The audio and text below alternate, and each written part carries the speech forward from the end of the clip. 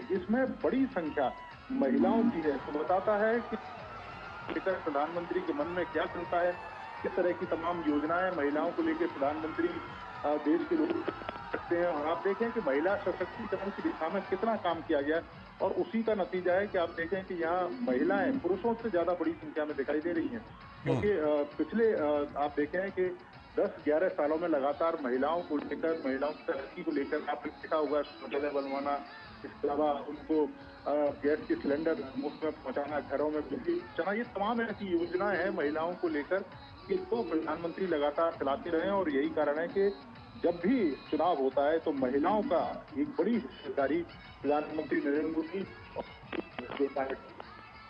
जी जो पार्टी लोग होते हैं तो उसका लाभ ही मिलता रहा।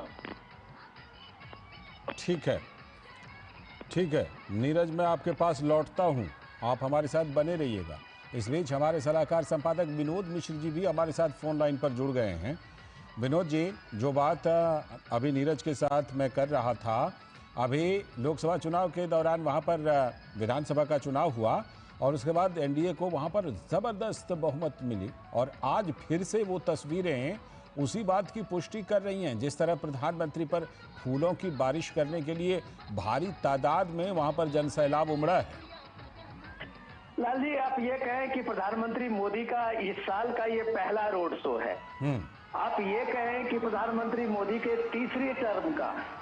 और ये पहला रोड शो है जो आज विशाखापत्तनम में कर रहे हैं। वो विशाखापत्तनम का रोड शो इसलिए भी इम्पोर्टेंट है, जैसा आप बता रहे हैं कि एनडीए गवर्नमेंट की जो बात आप करते हैं, तो उस मामले में आंध्र प्रदेश ने झील भर के,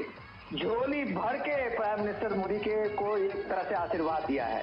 तो जाहिर सी बात है कि जो पहली बार आंध्र प्रदेश में चुनाव जीतने और लोकसभा में के गठन के बाद और प्रधानमंत्री बनने के बाद ये गए हैं। तो ये लोगों का जो उत्साह है, लोगों के जो उमंग है, ये ऐसे ही नहीं है।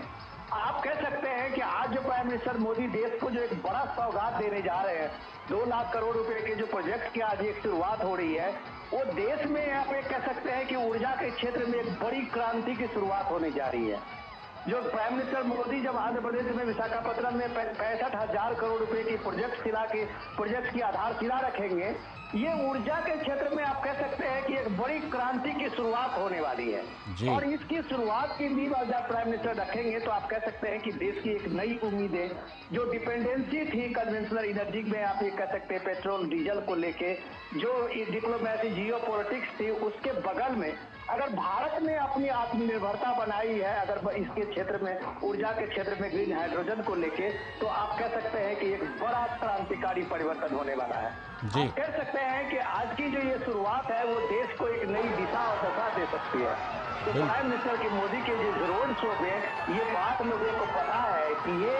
ग्रीन हाइड्रोजन के बड़े प्रोजेक्ट को लेके विशाखापत्तनम में और 2 लाख करोड़ के ज्यादा के जो प्रोजेक्ट होने वाले हैं, वो इंफ्रास्ट्रक्चर के रूप में देश को किस तरह से एक नई क्रांति लाने वाली है, इसकी शुरुआत अगर जनवरी के फर्स्ट वीक में होने वाली है, तो ये एक तरह से 2025 का एक नया आगाज है। लालचंद जी, बिल्कुल, ये नया आगाज है और आंध्र प्रदेश में इस आगाज में ज़बरदस्त उत्साह भी दिखाई पड़ रहा है। लेकिन जो आपने ग्रीन हाइड्रोजन परियोजना का जिक्र किया है, मैं नीरज से ज़रा उसका और कुछ डिटेल लेता हूँ। नीरज, जो 2 लाख करोड़ रुपए की परियोजनाएं हैं, उसमें करीब करीब 1,85,000 करोड़ रुपए का ये निवेश है, जो कि ग्रीन हाइड्रोजन प्रोजेक्ट में, परियोजना में ये निवेश होना है। नीरज से हम बाद में जुड़ेंगे, फिलहाल विनोद जी हमारे साथ जुड़े हुए हैं, उनसे ज़रा इस परियोजना के बारे में भी बात करते हैं। जिस तरह से कि ग्रीन एनर्जी पर जोर है विनोद जी मोदी सरकार का, उसमें तो ये 1,85,000 करोड़ रुपए की ये परियोजना है ग्रीन हाइड्रोजन की, ये तो बहुत बड़ा दिन कहा जाएगा ग्रीन एनर्जी को लेकर, स्वच्छ ऊर्जा को लेकर, हरित ऊर्जा को लेकर। डेफिनेटली आप ये कह सकते हैं कि दुनिया जिस समय में कार्बन उत्सर्जन को लेके कोई अल्टरनेट ढूंढने में अभी तक नाकामयाब रही है, भारत ने एक तरह से लीड लेते हुए दिखाया है। भारत ने इसलिए ये लीड लेते हुए दिखाया है कि ये ग्रीन हाइड्रोजन जो है, एक तरह से हम लोग समझें तो ये कार्बन उत्सर्जन के जो ये संकट है, उसमें एक संकट